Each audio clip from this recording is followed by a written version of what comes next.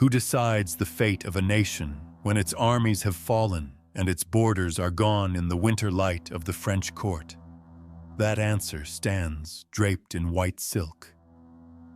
Anne of Brittany moves slowly down a marble aisle beneath vaulted ceilings painted with gold. Around her, the hum of courtiers swells, jewels flash, trumpets call. It is the kind of scene most would call a dream. Yet her face is pale, her gaze fixed, her mouth closed against the weight of the moment. What could be more merciless than to lose a war, to marry the man who commanded the soldiers that took your homeland? Today is not her coronation as a celebrated queen, but the day Brittany ceases to exist as an independent realm. Beyond these walls, the streets of her duchy are quiet. Fishermen pull in their nets without speaking. Merchants keep their stalls shuttered. Every subject knows their ruler's hand will be bound to the same one that signed the order of invasion. The choir sings of unity, but each note feels like a requiem. Anne's steps are slow, as if the marble beneath her feet resists. Her father, Francis II, is gone. Her counsel is broken. The ink of the marriage contract is still fresh, written under the shadow of French steel. They call it alliance, destiny, a union of crowns. She knows it is surrender. This is the story of a duchess who was not defeated on the battlefield alone, but at the altar. Watch until the very end to see how her life became the final chapter in Brittany's freedom. Subscribe now, because some crowns are not rewards. They are shackles polished until they shine. Anne of Brittany entered the world in 1477 in the walled city of Nantes, where the air carried the scent of the Loire and the salt of the Atlantic. She was the eldest daughter of Francis II, Duke of Brittany, a ruler whose court glittered with pageantry, yet stood watchful against the ambitions of France, England, and Burgundy. From the moment she could walk across the polished floors of her father's hall, she was surrounded by the symbols of power: carved thrones, jeweled reliquaries, banners that told of victories past. But those same halls echoed with the murmurs of diplomats and envoys, each calculating how the duchy might be claimed. Brittany was rich in trade, its ports humming with ships laden with cloth, wine, and salt. The people spoke their own tongue, kept their own laws, and carried a fierce pride in their independence. Yet the duchy's wealth was a magnet for greater powers. To the French crown, Brittany was not simply a neighbor. It was a prize waiting to be brought under royal control. To foreign courts, it was a valuable ally to be won, or a chess piece to be moved. Anne grew up in the shadow of these rivalries, a child who learned to listen more than she spoke, watching the flicker in a nobleman's eyes or the tightening of her father's jaw when news from Paris arrived. Her education was far from idle. Tutors taught her Latin, music, and the courtly arts, but also the laws of Brittany, the lineage of its dukes, and the subtle language of treaties. From the windows of her chamber, she could see the riverboats gliding toward the sea, carrying the prosperity of her people. She understood, even as a girl, that her life was tied to their fate. The turning point came when she was just 11. Francis II fell from his horse during a campaign to defend the duchy's borders and never recovered. The news spread through the castles and markets like a shadow crossing the land. With no surviving sons, the ducal crown passed to Anne. She was a child in years, yet suddenly the sole defender of a realm surrounded by ambition. In the quiet after her father's burial, she walked through the great hall and felt its vastness press upon her. The carved oak chair where he had sat now stood empty, and every pair of eyes in the room turned to her. Advisors spoke of alliances, dowries, and the dangers of France. Messengers brought letters sealed in wax, each one offering a path that led not to freedom, but to the hands of a foreign prince. The games of power that had once been whispered around her now demanded her answer. This was the beginning of a reign shaped not by choice, but by the urgent need to protect what could still be saved. And beyond Brittany's borders, the King of France was already looking toward Nantes. The year was 1491, and the winter wind carried more than cold into Brittany. From the east came the rumble of hooves and the gleam of steel. Charles VIII of France, young but determined, had set his eyes on the duchy as both a jewel and a stepping stone. His armies crossed into Breton lands with banners flying, their numbers swelling as fortress after fortress fell. Towns that once rang with the clang of market bells now echoed with the tramp of foreign soldiers. In the ducal court, the atmosphere was tight as a drawn bow. Anne's advisors spoke in urgent, clipped tones.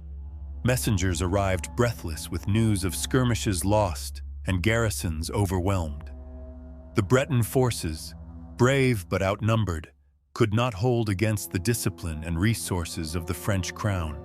Each dispatch brought word of another stronghold reduced, another noble pledging reluctant allegiance to Paris.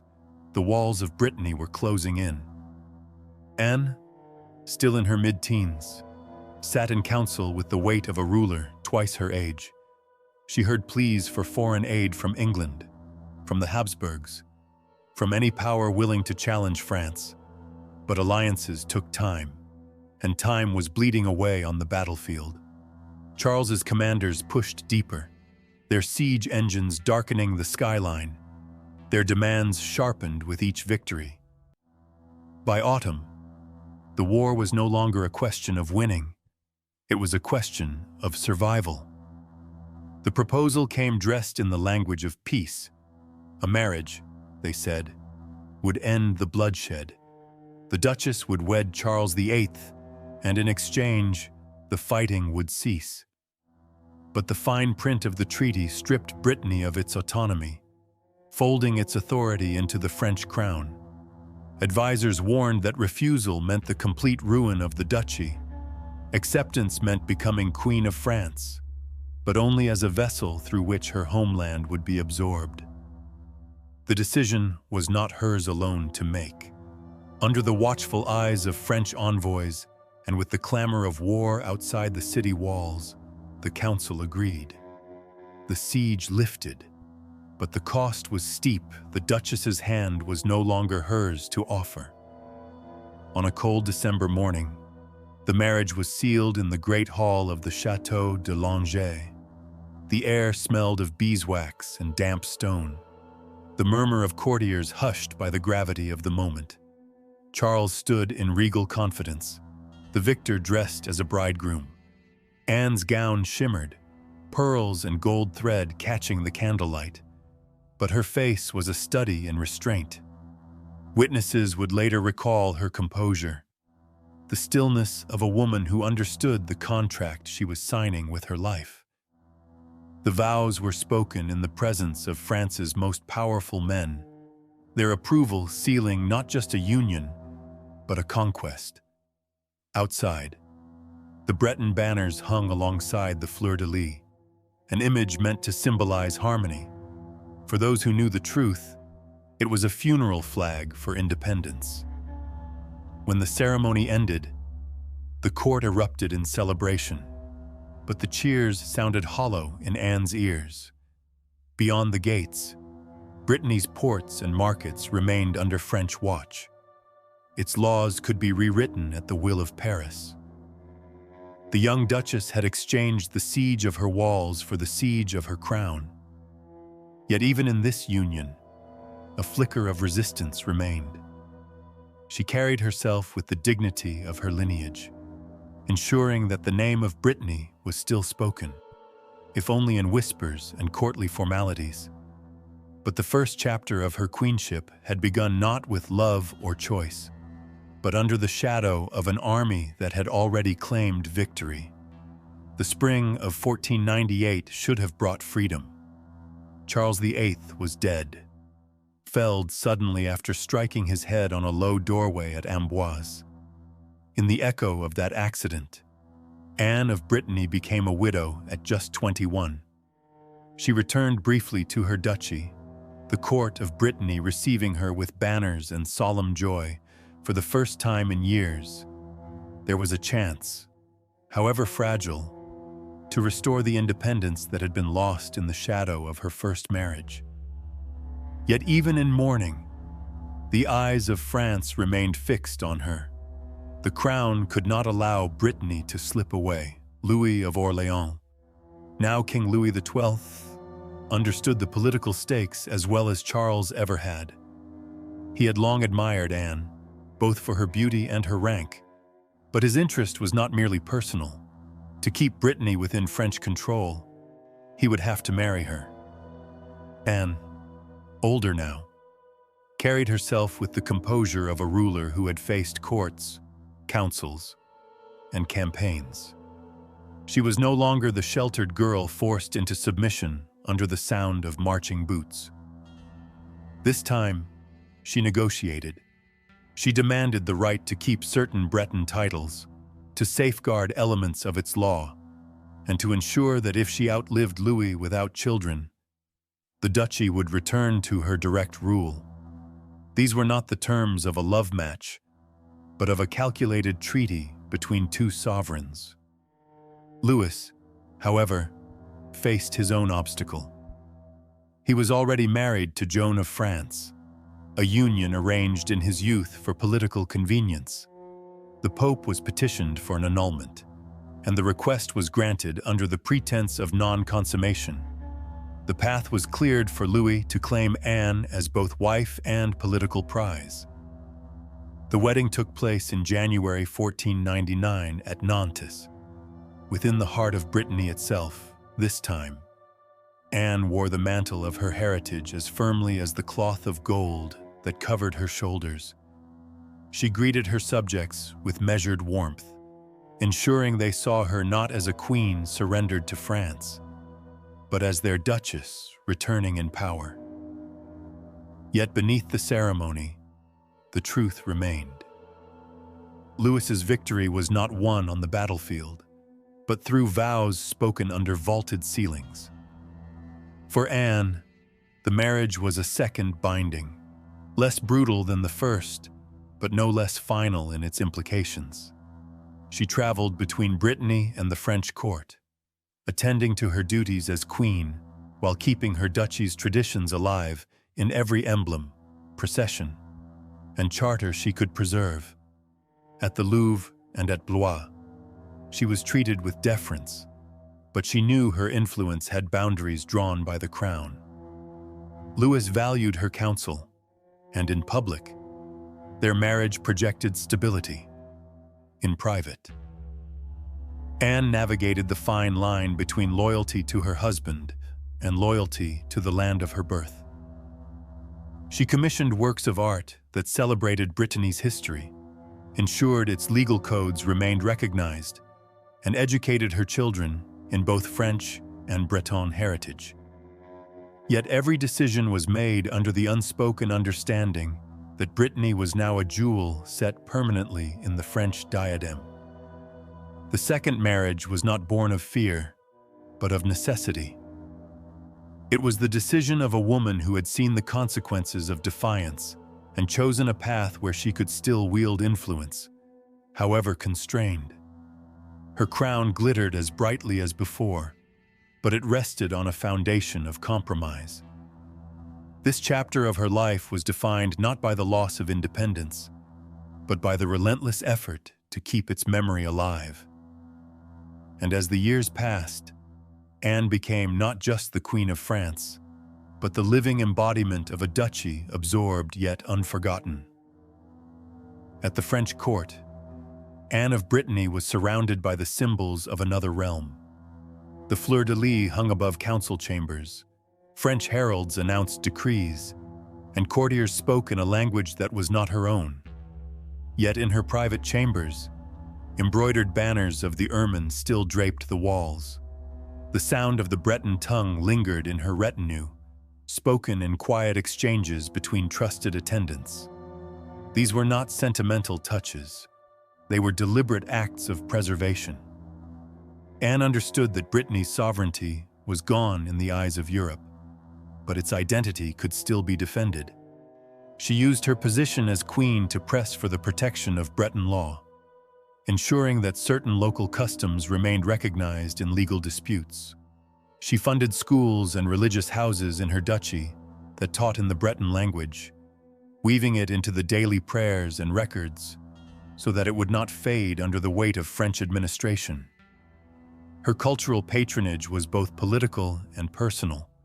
She commissioned manuscripts illuminated with Breton saints, ordered coins minted with the ermine, and sponsored festivals that celebrated the duchy's history. At court, these gestures might have seemed decorative, but in Brittany they were lifelines. They reminded her subjects that their heritage still had a place, even if their borders no longer stood. Anne also thought of the future. The question of succession was a constant shadow, for any heir to the French throne who also held Brittany risked erasing the last traces of its autonomy. She negotiated tirelessly for the possibility that her son, if she bore one, could rule Brittany as a semi-independent duchy. These discussions with Louis XII were cautious, couched in the language of family legacy, but they carried the weight of a political campaign. Fate, however, was not kind. Many of her children died young, and the surviving heirs were daughters. The dream of passing Brittany intact to a male successor who could stand apart from the French crown slipped further from her grasp. Still, she did not relent. Each treaty, each royal proclamation she influenced, carried small clauses that shielded aspects of Breton governance from complete absorption. In public, Anne fulfilled her role as Queen of France with dignity. In private, she remained the Duchess who guarded the memory of an independent Brittany. Her struggle was no longer waged with armies or open defiance. It was fought in the margins of documents, in the ceremonies she chose to attend, in the emblems she insisted upon displaying. These choices could not reverse the tide of history, but they slowed its erosion. As the years passed, the French court grew accustomed to her quiet defiance. They tolerated the ermine among the fleurs-de-lis, the Breton hymns among the Latin chants, because they saw them as harmless. Anne knew better. Every preserved word, every kept custom, was a reminder that Brittany's spirit had not been extinguished. By the early months of 1514, Anne of Brittany's once tireless presence at court had faded into a rhythm of illness and withdrawal. Years of pregnancies, grief, and unrelenting political tension had worn her body thin. She still appeared in state ceremonies when her strength allowed, the ermine cloak draped over her shoulders, but those closest to her saw the effort it took to stand beneath the weight of both crowns. In January, at the Château de Blois, her long struggle ended. She was 37. The news swept through France and Brittany like a slow, tolling bell. At court, the reaction was measured, almost scripted. Preparations began immediately for a funeral befitting a Queen of France. The procession would wind from Blois to the necropolis of the French kings at Saint-Denis, accompanied by heralds, clergy, and banners heavy with gold thread. Every detail was crafted to project the image of a sovereign firmly embedded in the lineage of the French crown. But to Brittany, her death carried another meaning. In the towns and fishing villages of her duchy, church bells rang not only for a monarch, but for a defender whose influence had shielded fragments of their identity. Market squares filled with black-draped mourners. In parish masses, the Breton language rose in prayers for her soul, a quiet act of defiance against the inevitability of assimilation. For many, it felt like losing her twice, once when she had been taken to marry the French king, and now when even her memory seemed claimed by France. The funeral itself was a masterpiece of ceremony and politics. Anne's coffin was adorned with both the fleur-de-lis and the ermine, a visual compromise between the realms she had joined. Chroniclers noted the grandeur of the cortege, the solemn chanting of monks, the nobility walking in ordered ranks. Yet for those who had known her in Brittany, the pageantry was bittersweet. They saw the symbols of their duchy diminished among the greater weight of French heraldry. When the final rites ended at Saint-Denis, she was laid to rest beside her first husband, Charles VIII, in the vault of French kings. The chronicles would remember her foremost as Queen of France, but in the hearts of her people, she remained the last duchess who had fought, in her own restrained and enduring way, to keep Brittany's name alive. Brittany never returned to full independence. After Anne's death, the duchy remained under the firm grasp of the French crown, its autonomy reduced to a shadow of what it had once been. Over time, its borders became lines on maps controlled from Paris, and its voice in the councils of Europe fell silent. Yet the memory of Anne endured, not as a romantic queen of France, but as the last sovereign duchess who had fought to preserve the dignity of her homeland in the only ways left to her. Her image was carved into stone and painted into manuscripts, always with the ermine of Brittany woven into the fabric of her robes. In villages, elders told stories of how she kept their language alive in courtly halls where it was unwelcome. In the great halls of castles, her name was spoken with a mixture of pride and sorrow, a reminder of both resilience and loss. For her people, she was proof that even when the walls of a nation fall, its spirit can survive in the acts of those who refuse to forget. To the French crown, Anne was a queen whose marriages had unified two realms. To Brittany, she was the duchess who carried its heart into the very court that sought to silence it. Her legacy became a bridge between these two truths, one built on compromise, endurance, and the quiet defiance of memory. Centuries later, her story still lingers, carried in the curves of old Breton churches and the patterns of traditional cloth. It speaks of the cost of power, of the lives folded into empires, and of the women whose crowns were forged as much from sacrifice as from gold. If you follow her story to its end, you will see that the brightest jewels often hide the deepest chains. And if you stay with us, you will uncover more truths like hers, where thrones are not rewards, but cages gilded for the world to admire. Subscribe, so the next time history whispers of a crown, you will know to ask what it took to wear it.